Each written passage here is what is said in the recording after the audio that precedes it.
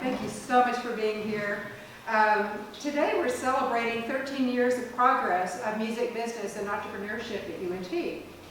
Now is a good time to memorialize what has happened since 2009 as we enter a new evolution.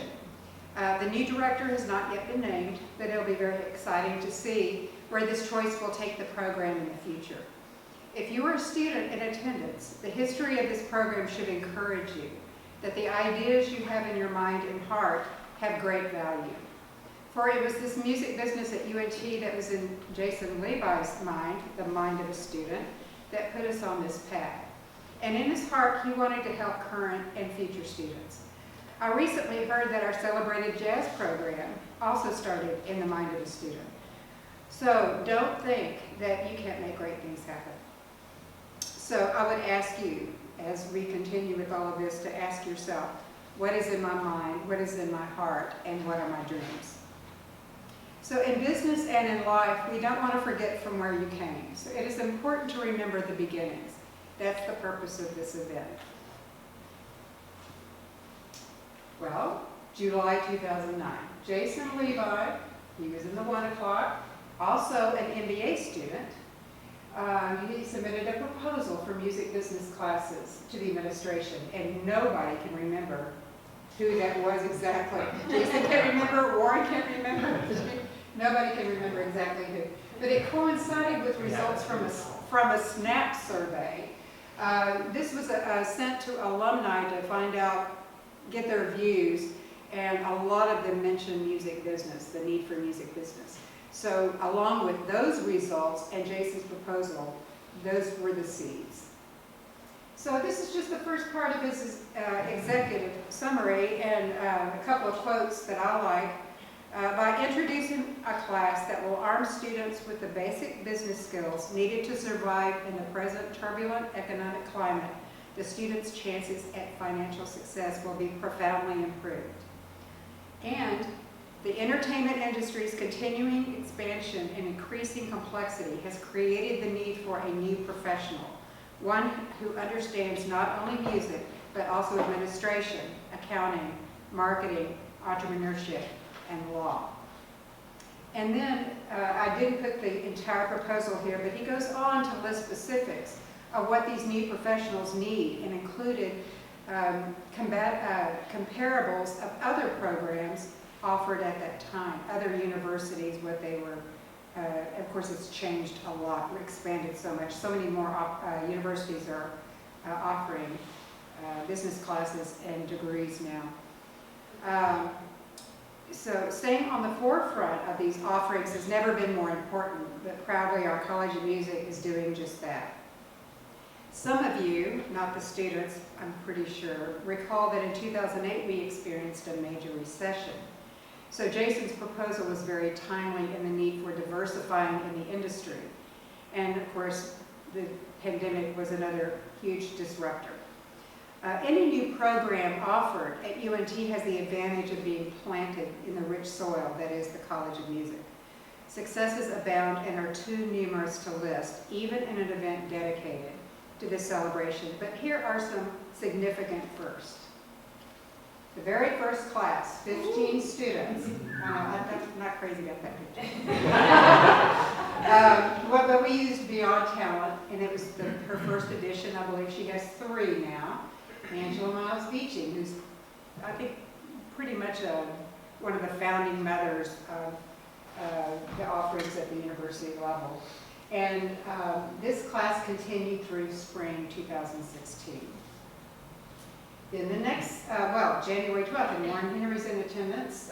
We went to the conference in New York, and Angela Beeching was there, and David Cutler was there, and all these people that you've heard of now, and to do a networking, and that was eye-opening to see what other places were doing. There were quite a few. Warren, do you happen to remember how many colleges were represented? It was a lot. It was a lot. It was just like, boom, okay, how could we be so far behind? Kind of that feeling. Okay. And then Jason taught his first class in the spring of 2010, and it was considered the entrepreneurship class, and he did the business plans. My career development class did not. We just covered a lot of what Angela put in her book, but he used David Cutler's book, The Savvy Musician. These are still great resources if you don't have them. All right. That picture is real, by the way. Thanks a lot for that. That, you can thank my assistant for that. All right. Okay, fall 2010. Okay, so Jason literally joined the circus. Literally joined the circus, and that is his actual makeup every day. How many shows a week? 10 a week. 10 a week in Vegas. So he moved to Vegas, Stockton took over. And then he continued teaching through spring 2016. And very often he was on the road with Doc Severinsen, and they would have to find, I guess, a way to do it remotely, but before Zoom, before any of us knew what Zoom was. Okay, Jamie Hoffner is in attendance also here, and she started teaching the senior recital capstone class. And Jamie, do you want to say a few words about that? Because it was quite a history. Free. Sure. Well, the big thing was we had to figure out how to get this into the undergraduate curriculum without adding credits. So it was paramount that it be accepted by the state of Texas for core curriculum. And therefore, our students were able to add this to what they were already doing in lessons and presenting their recital. So we included, we added lectures about how to write program notes, public speaking, networking. Debbie came and spoke with the students. And then also networking with composers. So Kirsten Grover taught that part of it. They were all just facets of professionalism that weren't necessarily occurring in lessons naturally. Right. And this class is currently taught by the teaching fellow, Pedro Garcia, who's behind the camera out there. Okay, so I know that when you're in school, you have no idea what your life is going to look like in 2 years. It's hard to imagine, and even if you do imagine it, it will likely look very different by the time you get there, because there's just lots of things that can happen. So I found some of those early students, and they just sent quick little videos, and we'll hear this now. Hey there, my name is Chris Reza. I'm here in the Broadway pit of Book of Mormon, and I'm excited to start orchestra rehearsals for a brand new Broadway musical and Pulitzer Prize winning show called A Strange Loop next week. Turning one's passion into a career is a privilege that so few people get to experience, and I'm so grateful for having the good fortune of taking UNT's music business program earlier on. I owe Debbie and Jason so much for their incredible attention to both the big picture as well as the finer details of jumping from the academic to the professional world. I'm so thrilled that this program is going to continue to empower so many more students for generations to come. And thank you all so much for listening, and I wish you all the best. Hi, my name is Jesse Winston. I graduated in the spring of 2010 from UNT with a master's in clarinet performance. I grew up knowing for sure that I was going to be a clarinetist in an orchestra for the rest of my life. That is until about the third semester of my master's degree, when I decided that I didn't want to perform anymore. And luckily, in my last semester, I took Debbie's Entrepreneurship and Music class, and it opened up an entire world of career possibilities for me in arts administration and outside of performance. I currently produce symphony orchestra pops concerts that are done by orchestras all over the world, and actually in the fall of this year, both the Dallas Symphony and the Fort Worth Symphony are going to be performing concerts that I've produced. I'm incredibly thankful and grateful for this class that opened my eyes to possibilities outside of performance, and I'm really excited to see that this program is still thriving and opening up other people's eyes. I'm just really thankful. Hi, my name is Sarah Roberts, and I'm a graduate of the University of North Texas. In fall 2009, I signed up for the very first career development class that UNT offered. It was taught by Debbie Brooks, and it was a fantastic semester that opened my eyes to all the things that I had not learned about what it took to be a successful musician. Not only was she a wonderful example of someone who was living the things that she was preaching to her class. But she brought in so many guests to speak about the tools that they used on a daily basis in their musical careers, and also some of the pitfalls that some young musicians make. In fall 2010, I signed up for my second career development class, and it was first taught by Jason Levi and then by Stockton Helbing. And in this semester, I realized that I knew nothing about business, and I had never thought about my music career in a business model. But to be successful, I realized this was something I really needed to start looking at. Who knew that I needed more skills beyond the practice room to be successful in music? Finally, in 2011, I was selected as a Pretty's Fellow in Arts Leadership. And through these classes, I really learned about being a leader in the arts and being an advocate for the arts at the city, state, even national level in government and in our society and culture. The skills that I learned in all of these classes, I use on a daily basis, not only in my personal career, but also with the students that I teach and being an advocate in the area in which I live. I am so grateful for these opportunities that were just elective classes I could sign up for. Thank you to UNT for continuing to support the career development classes, and thank you to my professors for opening my eyes and giving me the tools that I needed to be successful. Thank you. Yeah.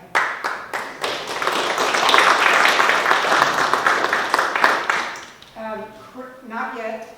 Not yet. Hey there, my name. No, just. Getting it in, sorry. Chris Reza, I know a lot of you in my classes this year have seen his networking chart. And that's the student.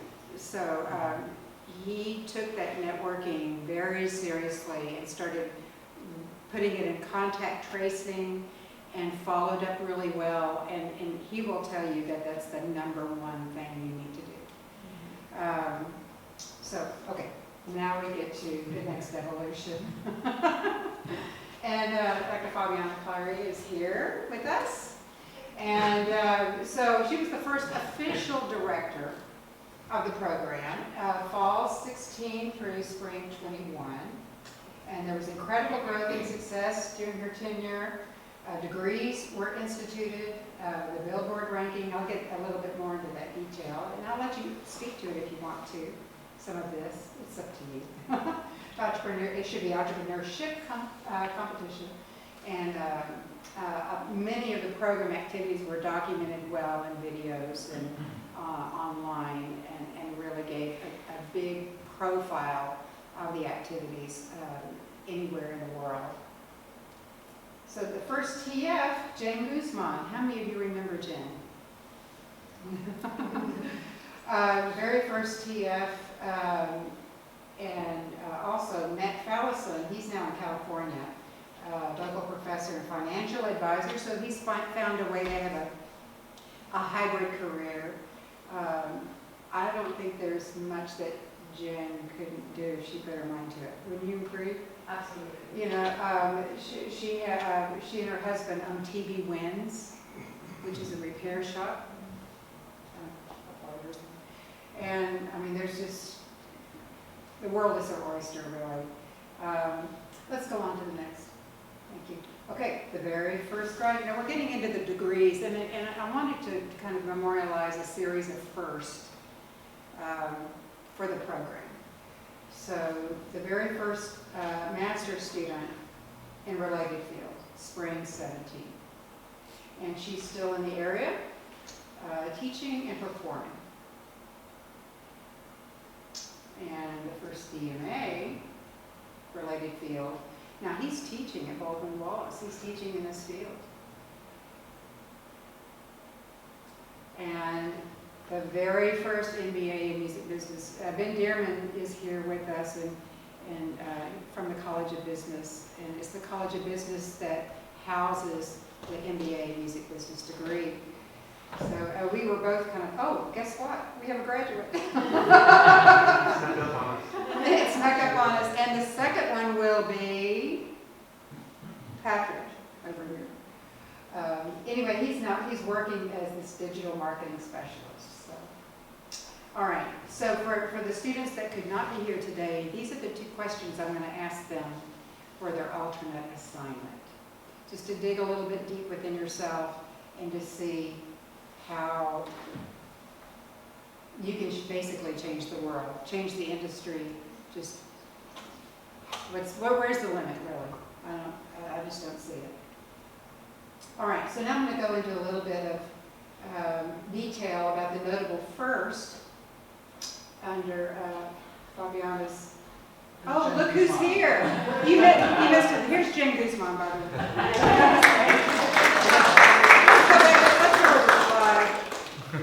Let's show her so she can see her name, right? Aw, thanks. There you go. All right, just go.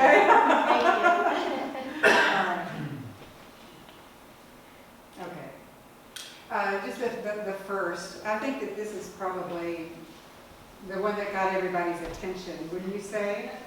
And what's really interesting is that how did this get achieved when we really didn't have a lot of the other things going yet, like some of the degrees? And can you explain, since you're here to explain? Yeah, How did this happen? We were promoting the competition heavily in the first semester, trying to get momentum. So we created a lot of online content and videos and helped our students really elevate their profile online to attract attention to the competition, both internal attention as well as external. And so I think that was one of the things that caught Billboard's eye, and that even though the program had just really, started this new venture, it was gaining a lot of momentum and following. We created an online channel for all the social media, accounts, Facebook, all the things. And so we were really working heavily on just building awareness of the opportunity for the music entrepreneurship competition. So it was the competition that really put us on the map. Great. Speaking of the competition, okay, it was a signature event. In fact, when I had the opportunity to talk to one of the candidates for the new directorship next year, he mentioned how great it was that we were doing this. I hope we can get back to it. By the time a decision had to be made for this semester, it was January and Omicron was still raging, and we just didn't know how it was going to be affected. So the pandemic kind of knocked us out, 2023, but surely next year something will pick up again. So I listed all the judges involved. Jason Levi, Kristen Yost, and I did some of the preliminary judging. And the others were in person and alternate years. So you will see some of you. There's Jen Guzman. Let's see, is there anyone else who's here? I see Matt Fallison. Angela Beeching is in the red. So yeah, there was significant prize money given out for winning business plans. All right, and also some of our students, well, I think Cal McKay actually won the College of Business. Second prize, Yeah, second prize. Second prize. But they did well in the College of Business also. And Jen raised $5,000 from 2 of the judges. Even though they didn't give her a prize, they gave her money, which is even better. Like Shark Tank. It's like Shark Tank, right? Yeah. Shark Tank. That's great. And they were 4 among the 12 finalists from the entire university. 4 of them were music students. I don't find myself surprised by that. Okay, next. All right, so other firsts that were important, developing the internship program. And if you're looking into this in more detail, all of that content is still online. You can look at everything up. Formally starting departmentals. Now here's, we have enough administrators here. We have departmentals, but no departments. It's still a mystery to me. But departmentals and publicity, just getting the word out. So, I had a couple of interns from the program, and they were very helpful. I was either able to help me, they helped me. It was always a mutual benefit. And I think, Jason, you have to tell your story. You have to tell your story. Oh, I got into the DSO originally? Yeah. This is a great story about someone with initiative. Okay. Department, Jason Levi. I wanted to do an internship with the DSO, and Dr. Clary said, you know what, they haven't accepted an intern in quite some time. You can try your best though. So I emailed and I called the current, at the time, director. His name is Jamie, and he never answered my calls or my emails. So I said, okay, I'm gonna shoot my shot. I put on a suit and a tie, and I went to the DSO, and I walked up to security, and I said, hi, I'm here for my appointment with Jamie. And they said, with who? And I was like, oh, the Director of Education. I'm here for my appointment. And they said, we don't have you on the list, but okay. So I walked up to his office, and I said, hi, I'm here for my internship. And he was like, what does that mean? And I said, oh, I sent you a couple of emails. I called you a couple times. He said, okay, that was you. And we sat down, and he goes, well, you're here, so we might as well talk about something. So I weaseled my way into an internship with the DSO, which was great. Now, since Jim is currently the Director of Education, would that have worked on you? Yeah. Yeah. And he was there on my interview day. I was there. Walk in and Jason's sitting there. I vouched so hard. It's great. You got him the job. You have the initiative. But the web is full of activity of the different guests that were brought in. There's a lot of content on the competition. It's still out there. That still has an impact. Since I'm the visiting or the interim director, I have not been as good at it. It hasn't really been my intent. It's just different. But I get to ride on the wave of all of that content from the past. I'm sure you've been fantastic. All right, the degrees, right? And I had to make sure we had the pink shawl there. For undergraduates, I'm kind of amazed that some people on campus still don't totally understand everything that is offered through music business. But for the undergraduates, you have the music business minor. For graduates, related field. It can be a DMA related and with a related field in music business, also for a master's. And then, of course, in collaboration with the G. Bryan College of Business, the MBA in music business was instituted. And there are now soon 2 graduates from that program that will snowball. It's very exciting. Okay. All right. So I just want to give an opportunity to thank Dr. Clary for everything she's done.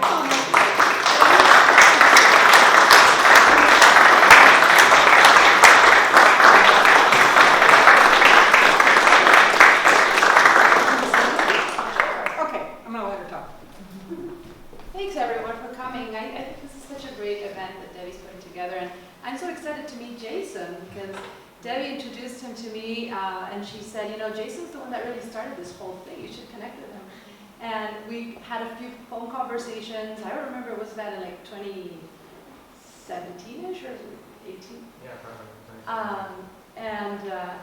And I explained to him what we were doing with the competition and how we were getting so much traction among our students, and they were launching their businesses and really being motivated to step outside of the practice room and explore what they could do with all that talent, how they could create livelihoods for themselves. And Jason immediately offered to contribute to the competition, to support the competition. He said, you know, how can I help? What could I do to support this? I think this is such a great initiative. And he really, you know, was so generous in offering a scholarship and mentorship opportunities to the winners. And that gave the competition another boost because we now had an extra incentive for students to prepare their plans and to really step out of their comfort zone and push themselves. And so Jason submitted such detailed feedback to all of the competitors. He reviewed everything from Las Vegas, and you know, he awarded a scholarship, but he especially really wanted to mentor the students. And I thought that was such an incredible, you know, gesture, and it really shows the connection that remains always between students here at UNT and when they go out and they create their careers. There's this bond that is, you know, that always stays strong. So I hope that you all here feel that this is like, we're still a family, you know, and we're always going to be connected by common beliefs and common values and common ideas and dreams of really helping each other succeed. And so I think this is one of the core tenets of this program and what drew me to UNT in the first place. So I'm very grateful to have seen the progress, the evolution. It's all on the students and all on the, you know, administration and the vision. I mean, when I proposed this competition, I was just 2 or 3 months into the new job, a new position, and it was just, I thought it would take like a year or two, you know, to get it off the ground, and it would be a slow process requiring many committee approvals and things. And the minute I presented my idea to John Richmond, he was like, great, do it. And I was like, what, really? Sure. Do I need to wait like, you know, 6 months? Or he was like, no, go do it. You think it's a good idea? Go for it. Green light, go. I just walked out of that office as quickly as I could, you know, before he changed his mind, and the rest is history. So that just goes to show you the spirit that UNT has and the real dedication and devotion to making things work for students. So I hope you all feel that, and you can know that, you know, people that are connected to the program, even when they leave, they're still committed to the success, like Jason has demonstrated. So it came full circle. So thank you, and thank you to Debbie really for everything.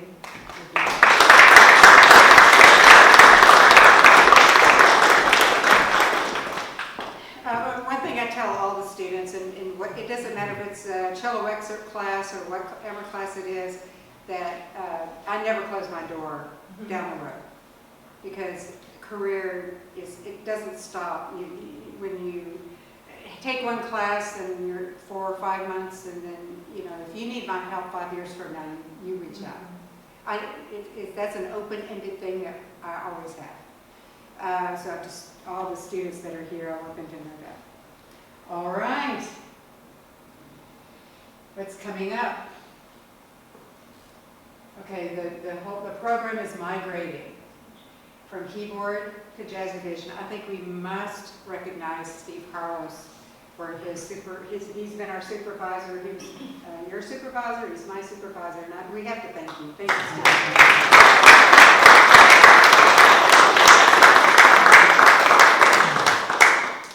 And we don't know who the new director is yet, so we don't know when changes are going to be there, but probably not as much in the fall until everything's figured out, but then it will be fun to see.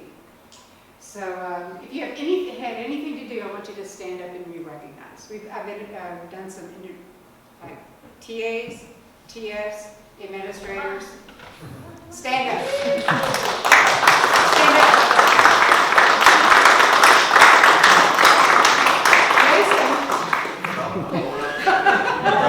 He's about, okay, that's fine. Okay, very good. All right. So, now, I'm very excited about this. So whoops. Oh, okay. When Jason Levi put forth a proposal for music business, I'm sure that he didn't imagine where the program would be today. So it has been great fun showing him while having the opportunity to celebrate his enormous contribution. And like any good freelancer, he kept his original commitment to be here rather than rehearse and perform with Lady Gaga at the Grammys. Okay, I'm gonna let that soak in a little bit.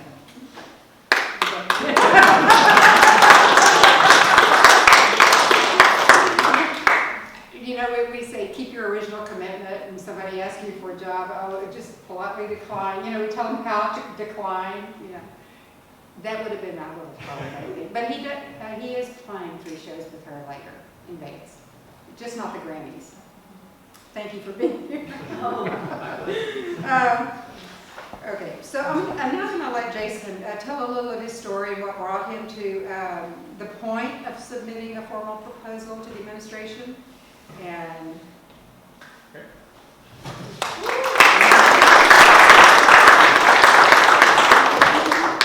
thank you guys. Thank you. Power up. There we go. Thank you so much. Really, thank you so much to Debbie for putting this together, and for you guys for coming on a Saturday. You know, so really appreciate it, and the administration and people that work in the office and everything.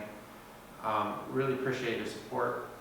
I'm really honored and humbled to be here. I'm still a little confused why am I the speaker here? So it's insane. Well, so I had a part to do with, I put together the proposal, and I hope you'll indulge me with I can tell you a few stories about growing up and why I think I am how I am, and why I had the idea even to put together a proposal for this.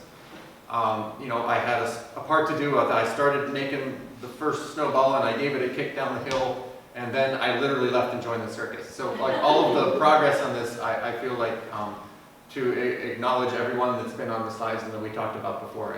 Debbie, Dr. Clare, the administration, the deans that gave me the chance to do this, Stockton, all the past TAs, TFs, judges, contributors, donors, everything, they really take the credit for this. So thank you for listening to me, but I feel like I had a small part in this.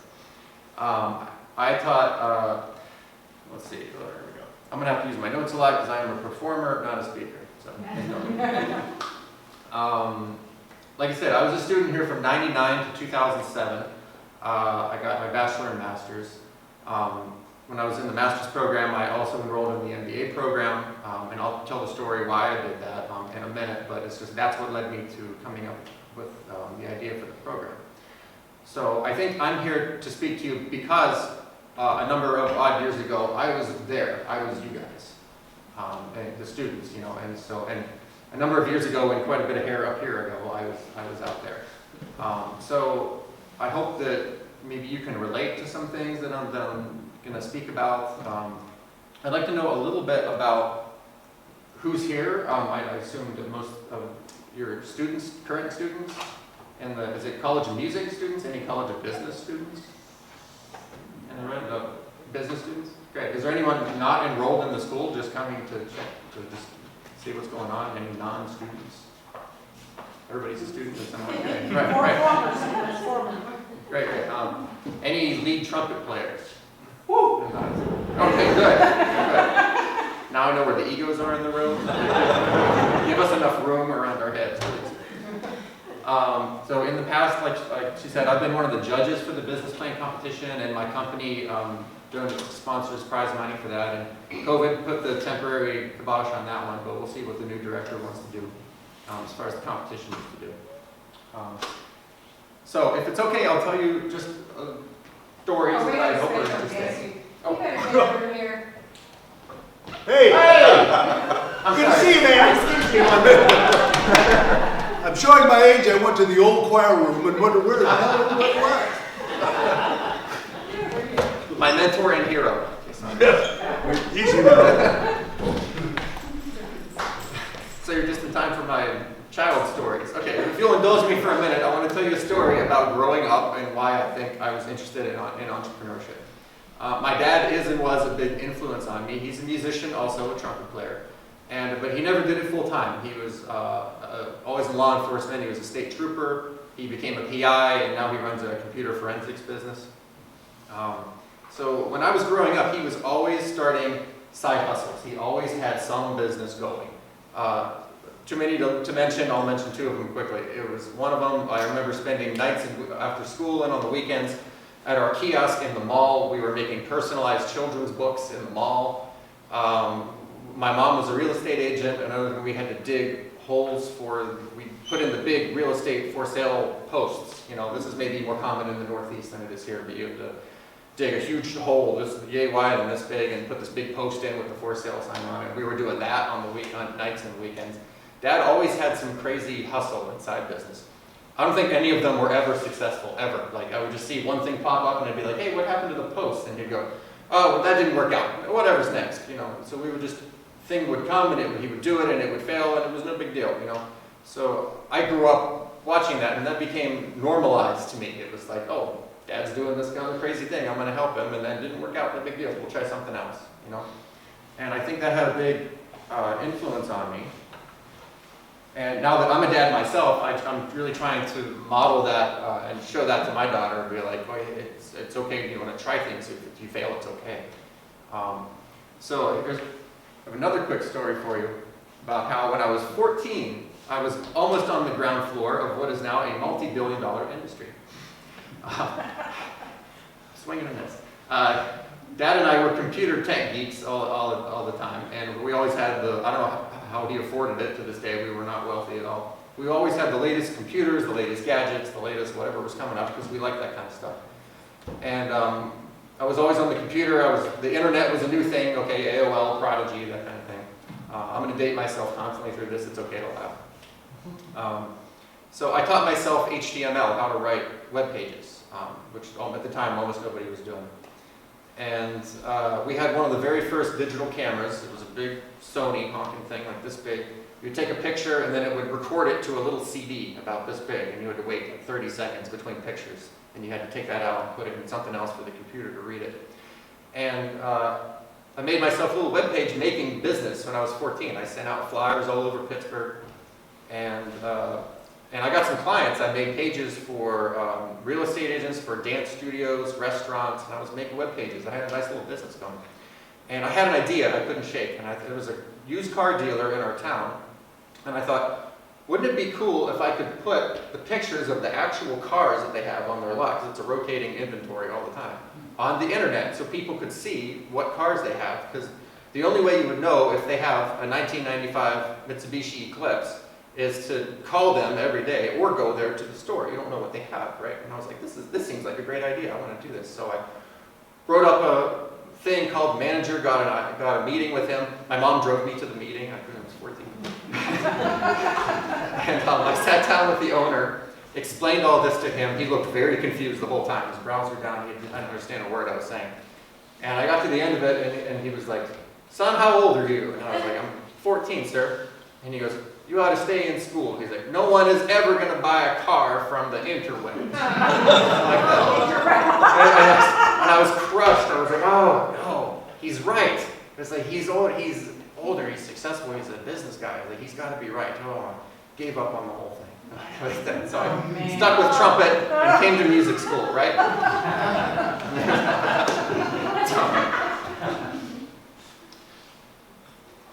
Alright, okay, fast forward to being at UNT. I was wrapping up my bachelor's and I planned to stay for a master's, frankly because I had no idea what to do if I left school. And my friend, Justin Bell, who's back there, I want to acknowledge him, thank you. He was the best man at my wedding and just recorded his second country album.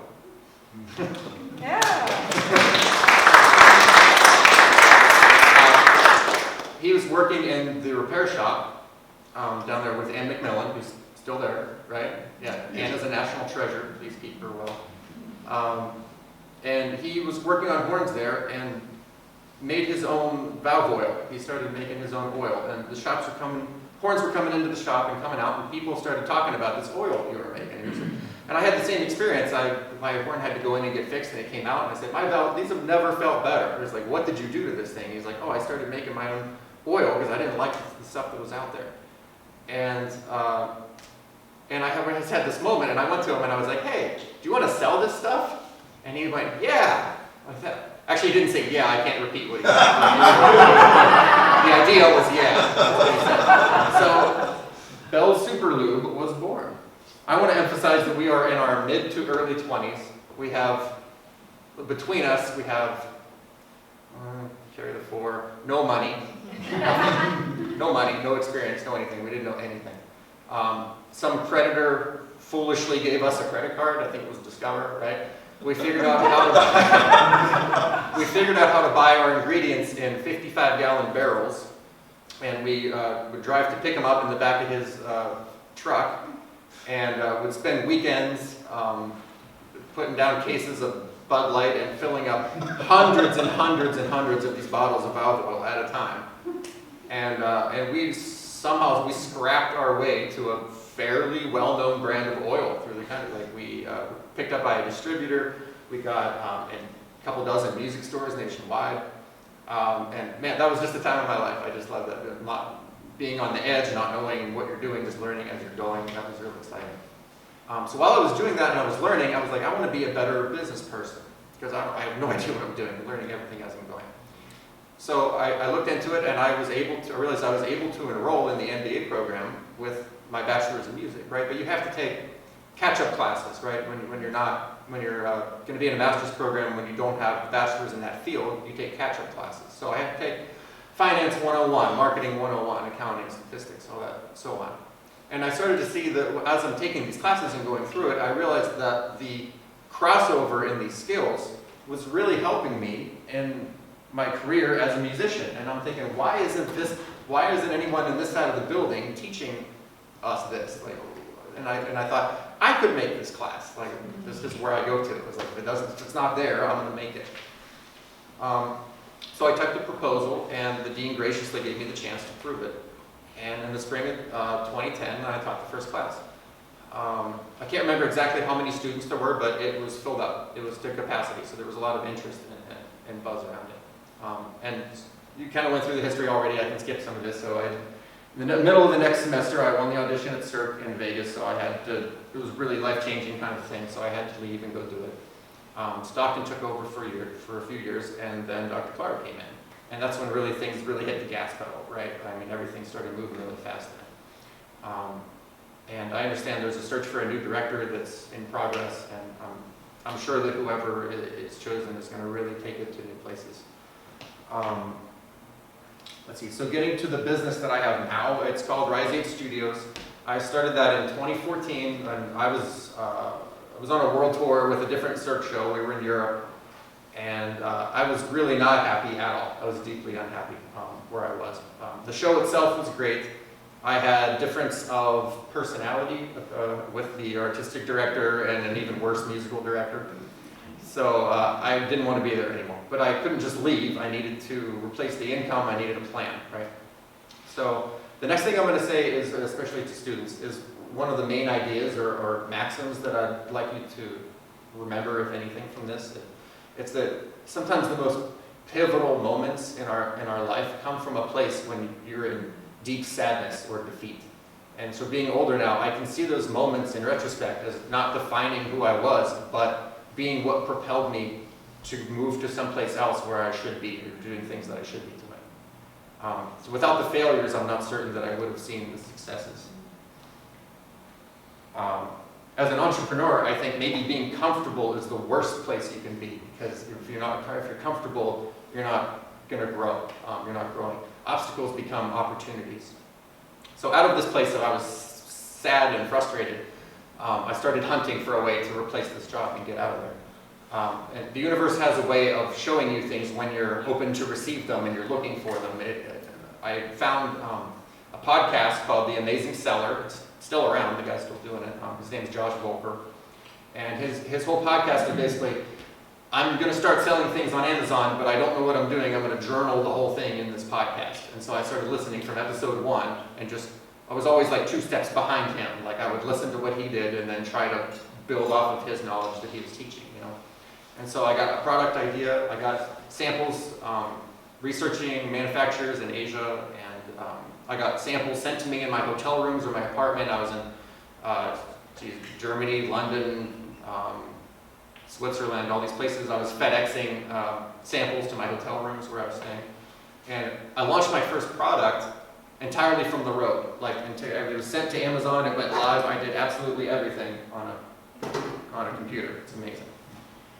I taught myself everything about product design, CAD design, importing, e-commerce, websites, marketing, all that stuff, from blogs, podcasts, and it's all YouTube. It's all there.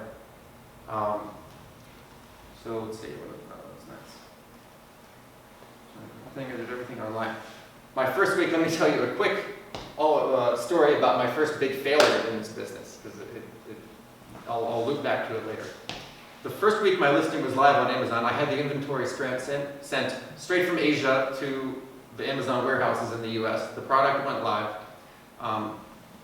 It was a 2-show day for me. So I finished the first show, went back to the dressing room, opened up my computer, went on my Amazon account. You guys, I had $14,000 in sales during my first show. Going like that, I almost dropped it. I went, oh my God, I did it. That's it. Yes, I found it. This is it. And I was, wait a second, wait. Hold on. Oh, I'm sorry, I have to preface I skipped a part. I wanted to jumpstart the listing on Amazon a little bit. You do that in the old days, they changed it a bit now, but in the old days, you used to make a 95 or 99% off coupon for your product. And you give that out to bloggers, influencers, whatever, and then they get it. And it counts as a sale when they buy it, even at 99% off. And that helps the algorithm move the product up in the organic results, right? So I just almost gave away what happened. So what the mistake I made was something that Amazon sellers jokingly refer to as the checkbox of death. I did not uncheck the checkbox of death, which is checked by default on Amazon when you create a coupon code like this, which then publishes that coupon on the page itself for anyone to see and use. So what happens is that there are bots crawling Amazon, mostly Chinese and Korean bots, that look for this exploit. And what they do is they buy up all of your inventory at free or almost free, and then they get it, send it back to Amazon, resell it on your listing, and keep all the money. You guys, it is savage. Savage. Savage. That's what happened to me. So, and I almost gave up on it. I was defeated. I was humiliated, right? But after a couple days of pouting and thinking about what I'm going to do, I called my manufacturer and I said, double down, give me another order. I'm going to do it again, and I'm not going to make that mistake. So I did, and I was able to turn some profit on that and make up for the first order. And then since then, I've created, and at the height pre-COVID, I was selling about 35 different SKUs and 35 different products that I created and designed. I just want to tell you, the most successful things are the least sexy or interesting things, I promise. In fact, I'll share my most successful product with you because I was recently granted a patent on this product. What is it? Is it a genius, groundbreaking, revolutionary breakthrough? It must be, right? No.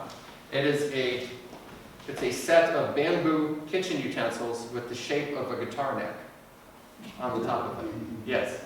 If you're rolling your eyes and groaning at this, that is the correct response. This is an absolute gold mine of a product, I promise. This is not rocket science. This does not take a genius to do. I'm not a genius. COVID hit my business, squeezed me particularly hard because I rely entirely on manufacturing and importing and freight. And that's the two things that were absolutely crushed by COVID. To give you an example, in mid-2019, a 40-foot container from Shanghai to LA was about $3,000 freight to ship. And in mid-2020, at the height of all the lockdown and everything, it was $35,000 to ship the same container. So I had to cut back dramatically on what I was making and shipping. Right now I have about 20 products now over 3 brands that are over 3 product areas that are not related at all. And I was able to transition one of those during the pandemic over to Made in America, which is very challenging to do. I could talk another hour about that, but I won't. But it's very hard to do with Made in America. I wish it was easier. So I'm doing what a good entrepreneur does, right? I pivot. So right now I'm treading water in that business. I'm waiting for inflation and supply chains to normalize. And I got into day trading options during the pandemic. And so I'm doing that. It's very hard. I don't recommend it to anyone. I got married about 4 years ago, and we have a 2-year-old little girl. It's the best thing in my world. And I would love to show you pictures of her later if you want. I'll show you there. I have a very busy freelance career in Vegas, playing with shows. I'm very lucky. I don't want to name drop also. You already did it for me. The last thing I'll say is the latest development in what I'm doing. And remember how I said to use your failure and your hurt to move you forward, right? Well, this is fresh for me, so I'll just share this. I've been waiting about 10 years for a new Cirque show to come to town with a trumpet that uses a horn section, right?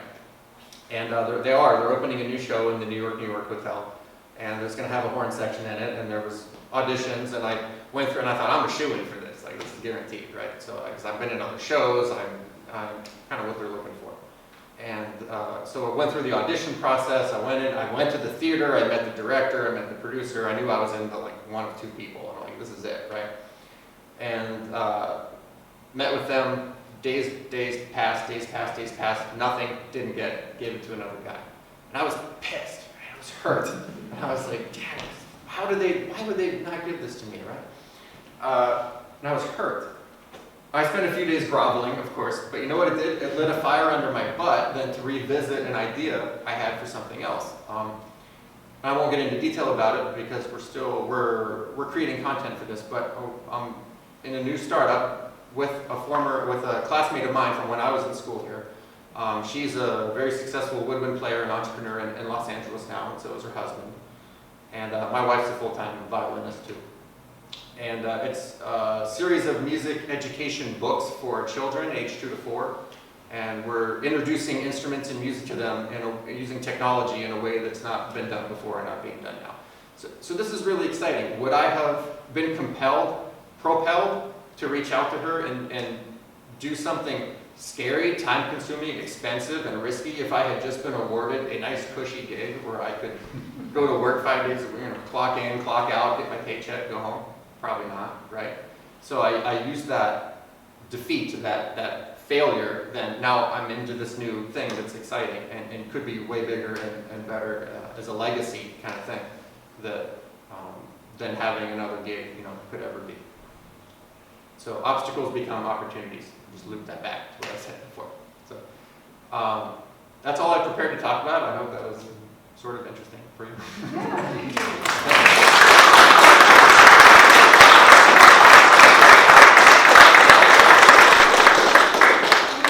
I would like to invite questions, and I have one, and that is there anything you would do differently, given another chance?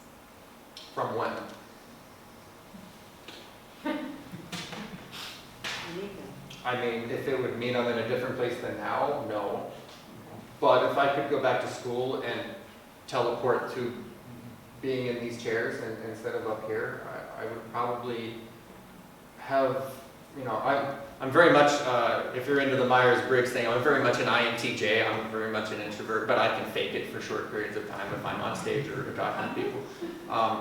But I would probably have spent more time getting to know my peers better. I mean, I had a lot of friends, but I would probably have done a little more outside of school playing with people. I always kind of just kept to myself. I did my practicing and I did my stuff, and then I went to school, and that was about it. So I would probably do more networking, more connecting, more outside of school playing with my peers who are now doing amazing things. Because I can think of a lot of people that I was in school with that I'm still very connected to. Mm-hmm. And you touched on something, because this question comes up a lot. How do you network effectively if you are an introvert? Mm-hmm. And you told me yesterday, I'm really an introvert. Yeah. Would you have guessed that he's an Probably, introvert? yeah. I mean, a lead trumpet player is an introvert? Okay, I don't believe it. Anyway, so if you have advice for those who have trouble networking, because those of us who've been around a while, we know networking is where the success comes. Yeah, I'll allude to what I said before. It's if you're comfortable, you're probably not growing. So being uncomfortable is just do it. You have to just do it. You have to get out and meet people and network. And if realize that if you're uncomfortable, it's that feeling is good for you. You're going to be growing in that moment personally. It's not easy, but it's not easy to think yeah, that. no. Oh, yay, I'm in pain. Yeah. I mean, we just don't want to think that. I would like to take questions from the students that are here. Yes? Hey, thank you for your talk. Do you have any advice for the trumpet players about to embark on tour, taking care of your chops, taking care of your, mental health, all that kind of stuff? Yeah, sure. So I was on tour with the Cirque Show almost 2 years, I think. And you find your rhythm. I don't know if routine is important to you. It's like I create a routine where you don't stay up all night partying or whatever. Create a healthy routine where you have bedtime, you have awake time, I would have reading time, I would have practice time, I would have I would block my days as if I was going into an office and had appointments. And I would just keep my routine, and that way, even if I'm going from place to place to place, I'm in different cities, my routine could stay roughly the same. And that kept me had a sense of normalcy. Cool. Then. As far as, chops goes, it depends on the show you're playing, of course, how much maintenance you have to do and all that. It's always a challenge, for sure. The practice routine that I would have would be reflective of the show, the type of show I had to play. If it was a really hard show, I would have to do more things that were endurance related, or as opposed to maybe more of a flexibilities or something, or tone production, things that maybe weren't so hard. Thank you. Are you going on tour? Yeah, William and I. Oh, right, on the floor. Yeah. Yeah, great. Yeah, we leave 2 days. Yeah, that's right, they're not together. Other questions? Comments? Patrick? Ask a question. He's the, There's no dumb question. you're about I to can have give an you a dumb MBA. answer, but there's no dumb Music question. business. What question do you have? I'll ask a question first. Think about it. Okay, thank you. Is there a business venture or any kind of venture that you've like always wanted to do, but just haven't done it yet for X, Y, or Z reason? Like you say, you know, just go on to the next thing, to the next thing. Like when you grew up, your dad was like, this didn't work out, so go on to the next thing. So it seems like you grew up in an environment where it's like, just go for it and see what happens. But is there something you're like, I just haven't done it yet because of X, Y, or Z? I don't think so. I think I tried everything. And if it really, I have an idea notes page, you know, in my Apple Notes and on here, I have an ideas page, right? And it's hundreds of pages long, literally. So anytime I get an idea, whenever anything inconveniences me, or I think like, this is so dumb, why is this way? I write it in that note page. And it's not necessarily a product or a business idea, it's just anything that annoys me, I write in there. And every couple months or once a quarter or whatever, I just kind of go through it. And when you're reading, sometimes an answer will come to you, right? And I'm like, oh, well, I had this problem a long time ago, but this would be a solution. So then I write some more about it. And if something sticks with me for long enough, then I'm like, okay, maybe I should act in some way on that, find out what it is. I can't think of anything that I really wanted to try and I've thought about a long time, but never tried. Excellent process, thank you. Yeah, thanks. Go ahead, Amy. With how technology has advanced over the years, has that inspired you to have, you know, new ideas and like innovations to your business plan, or like opening, like overall things that you want to continue to dive into for the future? Yeah, sure, definitely. Yeah, for example, the new venture with the children's books thing, we're introducing QR codes into the books. So for example, that's a relatively new technology that isn't in your old Clifford books or whatever, you know. So it's that's something new technology-wise that we're going to be using in that book that I haven't seen that used very much before. That's in one way. And I mean, in another way too, I mean, technology is changing. Amazon and e-commerce is constantly evolving. Like their algorithm for what they push for sales and marketing and pay-per-click and all that is constantly changing. So you can't, it's never a true set it and forget it thing. You always have to be knowing what's changing in their system to keep up and get the sales that you want to get. Yeah. Good question, thank you. Yes. So it sounds like you've got a lot going on with all of the projects and also staying at a high level of performance and also having a family life as well. Do you have like strategies for how to balance all of that within the bandwidth of your life, I suppose? Yeah, good question. Because my wife is a full-time freelancer also, so our schedules are flexible in a way that I think a lot of people's aren't. So we get to spend most of the days together with our daughter, which is great. So I think if you didn't have that flexibility,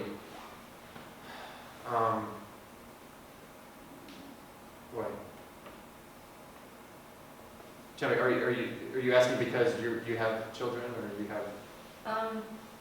No, but I just have a lot going on. Yeah, I got it. Yeah, no, for sure. I feel like I have 4 full-time careers, and then I play trumpet on top of that. Like it's very busy. Some people thrive in that environment, right? Like I thrive when I'm busy. If I'm not busy, I don't know what to do with myself. So I think it's like finding where you thrive, and that if you're really busy and that's good for you, stay busy. Like keeping a schedule. Like I said to Renee, it was like I do routines. So I wake up at a certain time. I do this. I do this. I do this. That's what works for me. Even though our lives are relatively unstructured, with if we have gigs at different times and always shuffling the kid around. So I don't know. Did that help at all? I'm not sure. I have 2 I have a question along the same line. So, similar to incredibly successful in many different sectors of business. And I guess for me, I also have a lot of different interests. I started a jewelry business for a while. I started my own LLC, writing, and some of that is what you have to do here. But one of the things that always perplexes me is that sometimes there will be these naysayers that will come out and say, well, how can you do that when you're running this other business? And so I'm curious, I kind of learned how to deal with that, but I'm wondering if you've experienced some of that, and if you've come up with it, really I good just think about that car guy. Damn you. Yeah. Can you imagine? It's funny because sometimes people will come back and say, well, you can't, Yeah. So, and you seem very good at things, but I can't. Yeah, no, I literally think about that experience, and I'm like, well, what if I would have pursued that further? It doesn't mean I would have founded Carvana, but it means that maybe I could have done something along that line.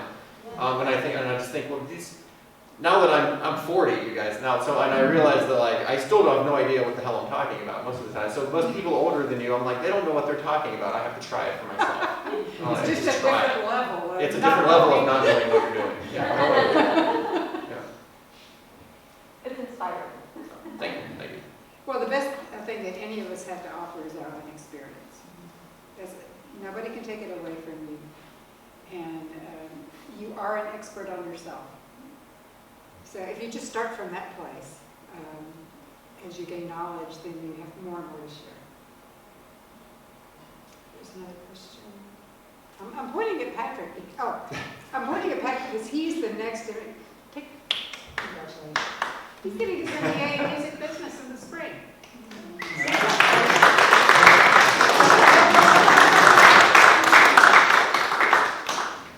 you have a question for Jason? No, I'm on my head. Okay. Fair. How do you go about networking? We all know it's an important aspect in our lives, so how do you approach it? Yeah, like when I got to Vegas, I had a built-in network, because I went straight into a job at Cirque, so I had instant 200 of my closest friends, are built into that, So I guess through that, I tried to just be as open as possible to the social situations and getting to know friends of friends. Is it maybe in a context of being somewhere new, or just in the context of being where you are now?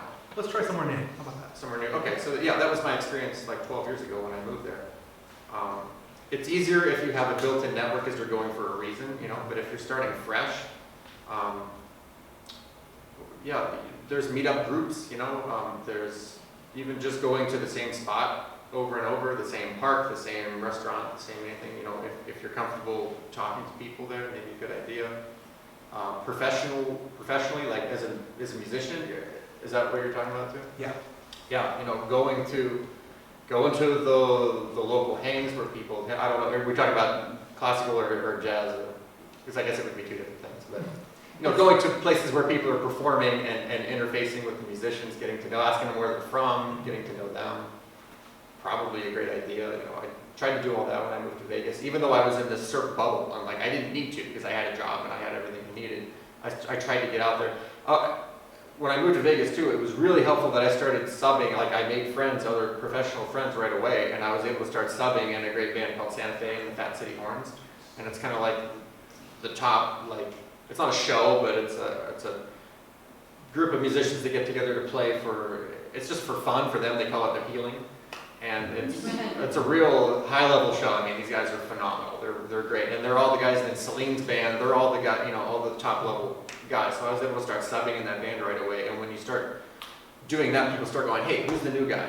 Like that. So you start getting your name out there. So be open to subbing in a lot of different scenarios, because people start. If you fill the role, then people start asking, "Who's the new guy?" That's Chris Reza, who's up there. He'll tell you his dream was to play in a Broadway pit, which is what he's doing now. But the way to do that, you have to start subbing. There is no just walking in and playing a show. And the first time I I didn't actually meet you, but Jay Saunders, who just walked in, hi Jay, he was playing a pop show at Fort Worth Symphony. And there was some reason you couldn't be there. I don't remember if it was somebody got ill or there was some. My father passed away. Your father passed away. And he sent Jason to sub for him, cold, no rehearsal, play the show. And of course I expected to see Jay, and I was like, I told you about this yesterday, I was like, who is that? Who is that? Because it was impressive. He was nailing the show. And it got my attention right away. So yes, those subbing opportunities, they're gold. Never be afraid to be a sub anywhere. Other questions? Yes. Hey Jason, I'm concerned. I'm interested. You should be concerned. I'm interested in how you handle your social media, both your personal social media and your business social media, in terms of time management specifically. Yeah, well, that's it. So recently that's changed quite a bit for me. I've gotten away from putting anything real personal on there. In fact, I didn't, and it's a real catch-22, you know, I didn't even promote myself being here on social media because I felt like that was also promoting, hey, I'm not at home and my wife and young daughter are home by themselves for the weekend. You know, I didn't, it's a real catch-22 for me. So I've been posting way less on personal things, and I mostly share funny memes and rants and that kind of thing.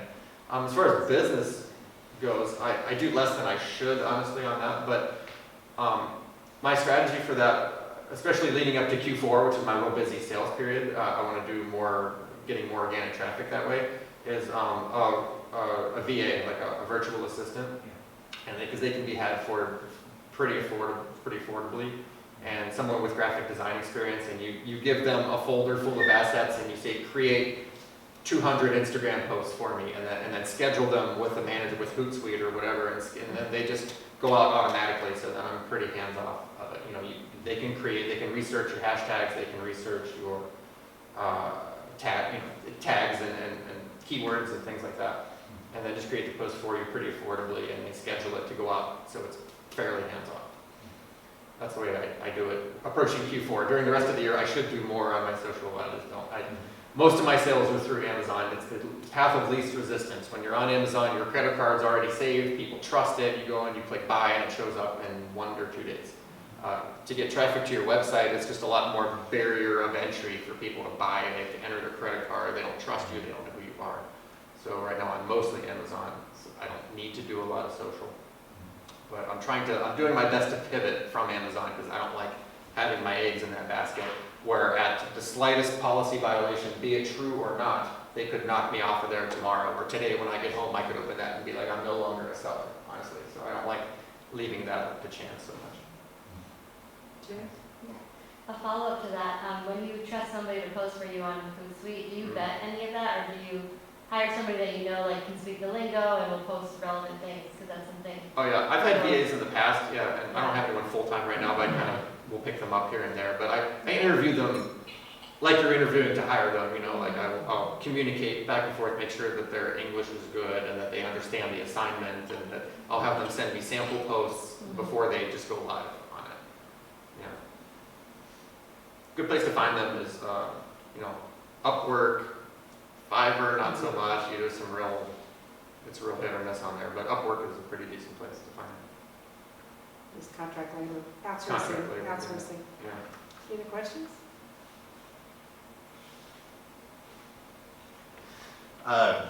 Given the level of performers you've been around and business people that you've been around, is there one maybe mental trait that you would say, yes, this is something you need to have in your life, in your mind?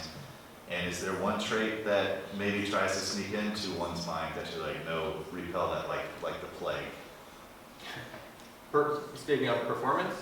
Just in all realms, you know, I mean, whether it's on a performing side or a business side, I mean, all of that is very high level, just happens to be different subjects. Oh, sure, yeah. And I think patience and tenacity in both of those things. You need patience. The other week it was supposed to be a 4 o'clock sound check, these guys had no idea how to set up anything. They couldn't put together a cereal box. Like there was nothing working by 6:30, so we're all just still standing there looking around. So it was like just patience was the key there, because like the way I think about music gigs like that is that I'm paid to show up on time and not complain. It's like the playing part is free.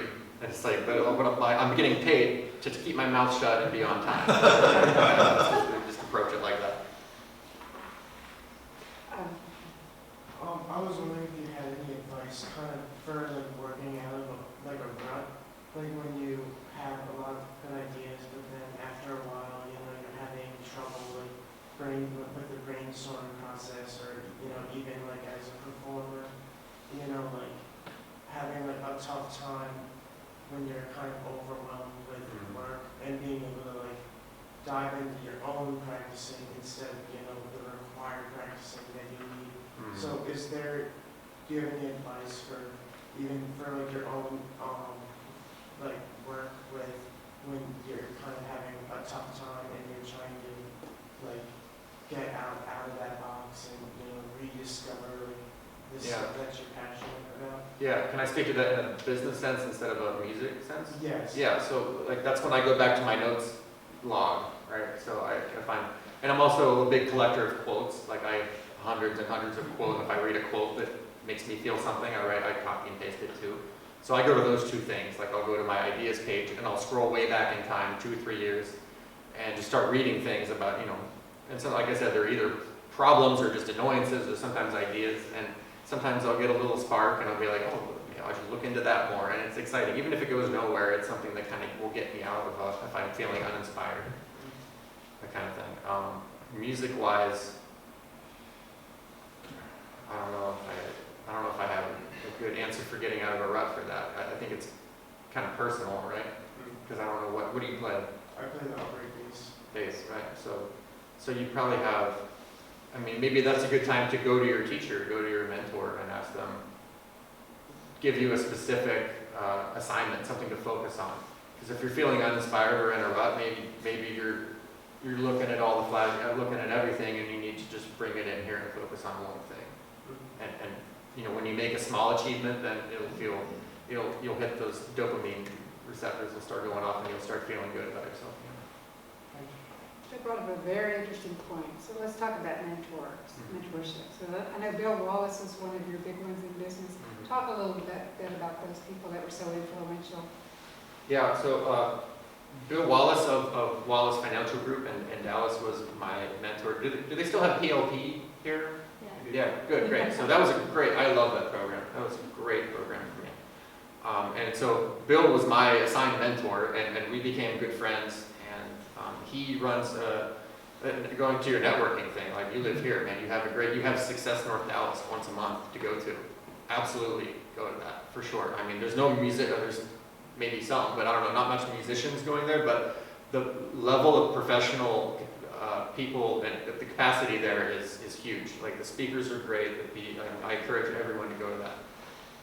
So Bill taught me a lot. He took me along with him on a lot of meetings and things. Like he was investing in some startup that was making TVs. I don't think this ever got off the ground. He was writing a check, they call it a golden check, like your first big check for $1 million something to this company that was making TVs with like built-in DVD players, right? So that aged like milk, right? But he took me along on this meeting with him, and I'd never seen anyone write $1 million check in my life. I'd never seen anything like that. So it was just real eye-opening to have a mentor that would take you along and just show you what he's doing and what's happening. And I forget who asked this question. Who am I looking at? In the corner there. No, that's right. Yeah, sorry. I just go off. And then we kind of went off on the mentor idea and how important it is. Yeah, because I can think back at people that were very, and a lot of them were UNT professors, you know, that were incredibly influential, and people I could go back to years down the line. We should acknowledge Craig Crafton, who's here, who has taught the very first music law and finance class this semester.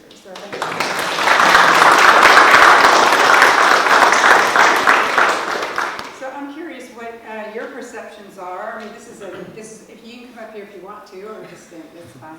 But your perceptions of our music students, areas where you think we can think more deeply, just whatever you want to share with us. Off the cuff. Well, I'm really happy to be here. I'm really excited to be here. A few of my students know me. Most of you don't know me. You know, I'm kind of the opposite of Jason. I spent 25 years in music, and I've mastered almost every way to lose money there is. So I can explain to you how not to do that. Oh, I found a lot of ways to lose money. No, I think the program is tremendous. I mean, I wasn't really familiar with that. I owned a retail store on Fry Street back in the 90s. One of the ways to lose money, as I know. So I've moved from the sidewalks of Fry Street up to the Ivory Tower of Academia, and I'm very proud of that.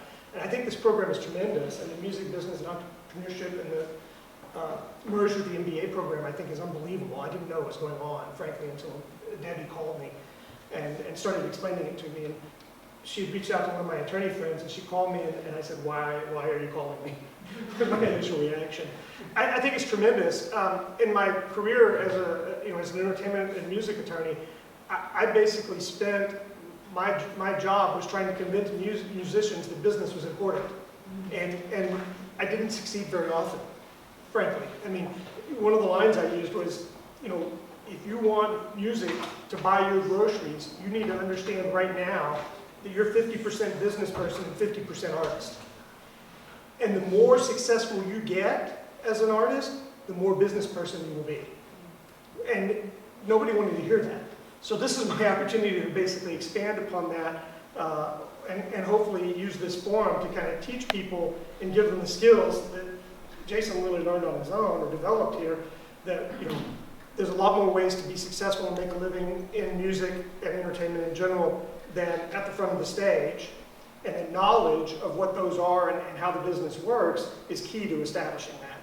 And that's what I see my role is. And the class is music, business, finance, and law. So we're talking about the music business structure and the flow of royalties and the law that falls out of. And I'm very proud to be here. Yeah, thank you so much.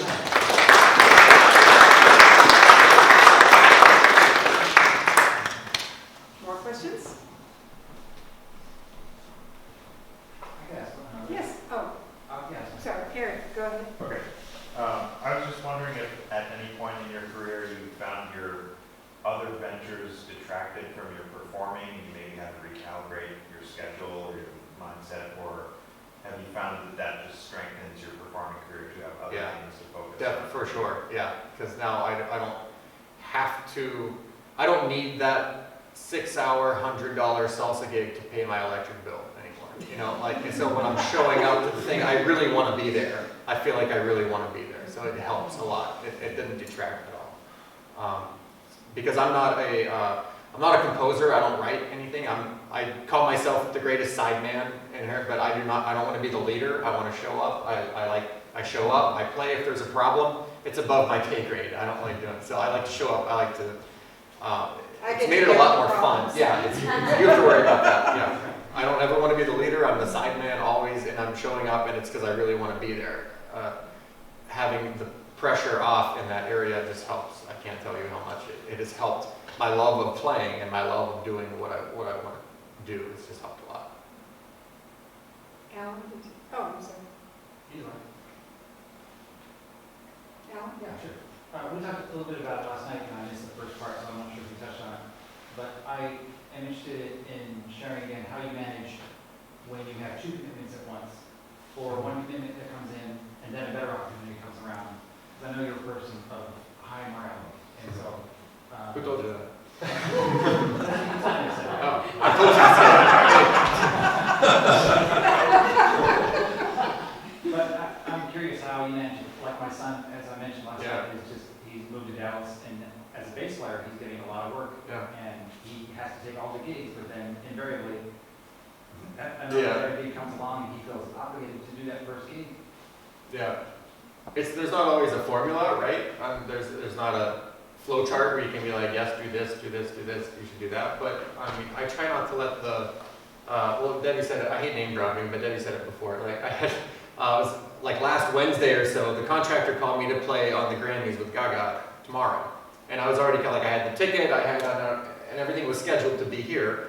And I was like, there's no way, like, I'm not going to back out now and leave Debbie hanging. So, and I found in my career that there's, you'll get a lot more work and a lot more respect, which is, respect has more equity than the money that the extra money you would make by, you know, throwing someone else off balance or backing out on their gig isn't worth, you know, the respect is worth more equity of just keeping with your commitment, usually.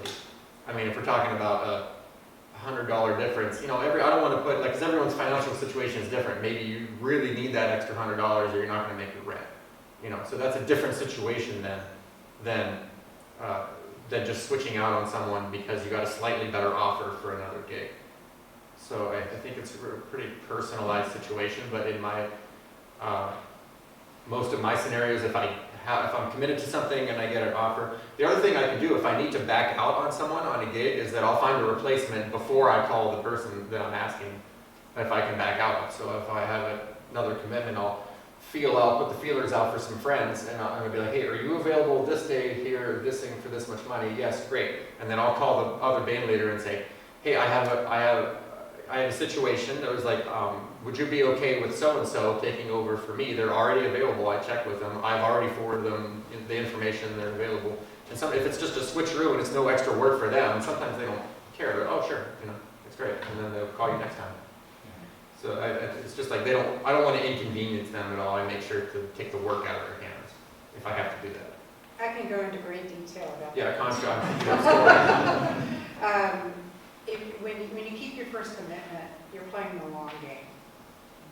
You're building that respect. I mean, it's like that extra $100 you would have made pales in comparison to the goodwill you're building. And I know that if somebody, can I give you an example, Eric? I asked Eric to play something. He had a commitment. I let him make the decision, and he made the right decision to keep his original gig. Now, he would have made more money working for me, but I respect I would have made money. You would have.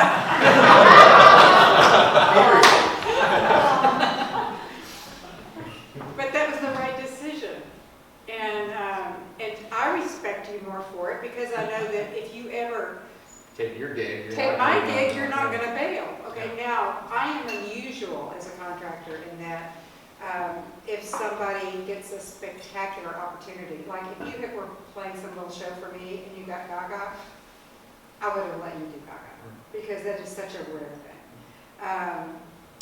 Or if you're making a lot more money, there was one flute player who was hired to do something for me, and she got an opportunity to play with the Minnesota Orchestra for a week. I'm not going to keep that from happening. So, but I know other contractors, and you kind of have to know who we are, who you'll never work for them again. You just don't know. So you're taking a risk that first time you go out, but I'm putting everyone on notice now that if you get something spectacular, I will work with you because I'm a working musician and I understand. Yeah. And I did call you and I said, hey, I have this thing come up. I just want to know, is there a plan? Is there a way to do this where that won't completely derail you? And she said, no. And I said, I'm there. No problem. Like that was it. But I had to ask because And I was okay with you asking. The worst thing that could happen is I get here and I say, oh yeah, I had to turn down Gaga. And you say, well, why didn't you tell me? You could have done this instead. No! I get it. Yeah, so, but no, I'm totally. Yeah, I said, well, we're kind of building the event around you. It'd be kind of tough to not have you here. But yeah, it's a fair question. What usually happens is a musician will ask another musician, like, do you know about the policy of this contractor? If so that they don't feel like they're taking that big initial risk of never working for them again. It does happen in lots of places, not just here in LA. I mean, I've heard so many stories. But you're playing the long game when you keep your first commitment. Playing the long game. The short term would be maybe making a few $100 more, but think of that in terms of a career. It's no contest. I'm curious. I know that you perform in a lot of different places, and different cities can have different territorialism between. It's true in the Hurt community, big time. Not here, but like LA is different from. Have you encountered that, and do you have like tips for our students about dealing with that if they walk into one of those You mean if they move to a new place? Yeah. Or if just they- passing through? Or if they get hired as a sub, like they go to Minnesota and may not know that there's different domains. Right, right. Well, maybe in that case, I would say, I don't know, I guess trumpet players are, I mean, everyone's different, you know, every community is different. I think Vegas has a really close, supportive community. I always felt that way about Dallas, Fort Worth. Like, I felt really at home and comfortable with everyone I was working with here. But in that case, I think maybe utilize your network from here. Like, I mean, what city could you go to that there's not a North Texas person working there? I mean, almost none, right? So, I mean, use your connection there because like Dr. Clary said, I feel close to this place because I spend so much time here and I have such good memories and a lot of things happen here. So you use that connection. I think a lot of people feel that way. That's probably what I would do if I had to just passing through or move to a new place. I would be like, first of all, who are my contacts here? Who can I call on and be like, hey, I can't imagine if someone called me that was new in Vegas and said, hey, I'm from UNT, I just came here, and I'd be like, hey, come here, come check out this place, let me help you in these ways. It's no time or effort at all for me, really. I do that a lot too here, people who move here. You know, you're going to know somebody who can help. Other questions? Yes. Is there anything that you felt like you wish that you learned or had been taught more about, like in the curriculum, that you felt that you know, discovered like in your first-hand like experiences? Yeah, music business. I would have the MBA on my wall if it was available when I was here. Yeah, absolutely. I mean, that's why I'm so excited for this. Where it's going, what it's done. It's just, it's so unexpected. Like I wouldn't have even guessed. I was just happy that it didn't die when I left to join CERC. I mean, it was just so impressive that it kept going, and because the students demanded it. Really, it wasn't so much anything that I did. It was a vacuum that people wanted this, and then all of a sudden there was this space that the vacuum was filled, and students poured into it because they really were like, hey, we really need this. Yeah, that's my answer for sure. What advice would you give for constructing a little elevator speech? Ooh. For an introvert. That's Yeah. like horrifying, right? Yeah, right. Boy, I had a whole half class on this once, but I don't know, what did I write? I haven't had to do that in a while because I just kind of do my own thing. But I think it should be really clear what, like if a third grader can't understand what you're saying, then it's probably too complicated. Just make it very simple and clear what you're trying to say that you're doing if you're trying to tell someone. Like, and also, is there an ask? Are you asking something of them, or are you just telling them? You know, are you asking for their help in some way, or just telling them what you do and then that's the end of it? I don't know. We used to rearrange the furniture like it was a real elevator, and pretended that, and one of the students would pretend to be Quincy Jones or Barbara Streisand or somebody that was important to them in whatever they were doing, and then have them go in there and try to see what they could start doing. Yeah. If you're meeting someone for the first time, then it's just as simple as, oh, are you? And nice to meet you. I've admired your work for a long time. Something of that nature, just to get it started. But you're not going to have much of an in-depth conversation right then and there. You just won't. But that's how relationships are built. Yeah. One little conversation at a time. So you just see it as a start. But learning how to do that is really, really important. Yeah. If I'm talking about my Amazon business, I say something like, I design and import products and do e-commerce through Amazon. That's it. That's the whole thing. Mm-hmm. I mean, so it's a huge reduction of everything that it is, but it's like you kind of get an idea. Oh, okay. So you design things, you bring them in, and you sell them. It's kind of it. That's kind of the crux of it. Jason just went to check on. We have some food. We have a little reception in the courtyard, and if it's ready, we'll just go over. In the meantime, another question? Yes, Eric. I was wondering if you had any tips on like business negotiation, just in general, whether you're talking about a rate for a gig or just like anything you've encountered in your career? Yeah, sure. Always ask for what you want first, and then negotiate down, right? I mean, I had a thing recently where I had to, it was for Mardi Gras that just passed, it's a big thing for brass players. We get all kind of weird Mardi Gras gigs. And so they wanted 2 brass players in one of the clubs in Vegas, the Marquee in the Cosmo. It's a big nightclub that I would never set foot in any other circumstance. But they wanted 2 brass players in funky Mardi Gras outfits and to play for Mardi Gras, right? And this entertainment company. Yeah. Oh yeah. Another crazy picture. Oh, we're gonna have to look. Oh, and so I just asked for what I wanted, right? I mean, I asked for more than I thought I could get, and they said, okay, like that, right? And on the flip side of things, when I'm negotiating with like manufacturers or suppliers, I never pretend like I pretend like I'm not the decision maker. I'll be like, hey, I'm the purchasing agent for Isaac Studios. We're interested in buying this, this, and this, and this. And I say, can you give me your terms for your minimum order quantity and your price and your shipping terms and your Incoterms and things for this? And then I say, they'll give me an offer back, and I'll say, like, I have to check with my boss, or I have to check with my agent. And then I'll turn around like this, and I'll be like, so they say that we can't do better than this. What do you think about this? So I'll negotiate with them as if I'm not the one making the decision. So that's a neat little thing that helps me get them down a little bit. We're looking for that. We're looking for that. Oh, no, please. I saw it. The food's going to be really, really soon, so we're close to wrapping up, and this is just, whoops, we have to find a picture. No, not that.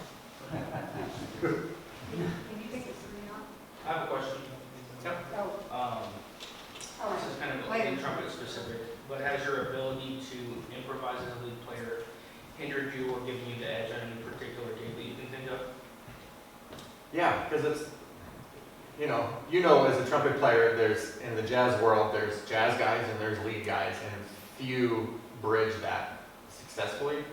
I try my best. I'm not particularly, I wouldn't say I'm the best at crossing it, but I try anyway. And there's only a few people even try nowadays, right? Like to say, oh, if there's jazz on it, I'm a lead player, I can't do that. They don't try to learn it, right? But I think it's real important to be diverse, to have diversification in what you can do, because especially nowadays you get called, and like for example in Santa Fe and the Fat City Horns, like you have to, both chairs have to blow solos, and they can't call anybody for it, because one, you need a hell of a lot of chops to play that book, and if you just have chops but you can't solo at all, then you can't do it, And same with a lot of the shows in town.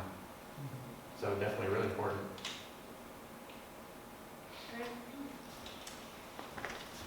Let's go on to our networking reception. So we're going outside when it's a beautiful day and there's food and there's some drink there. Thank you so much for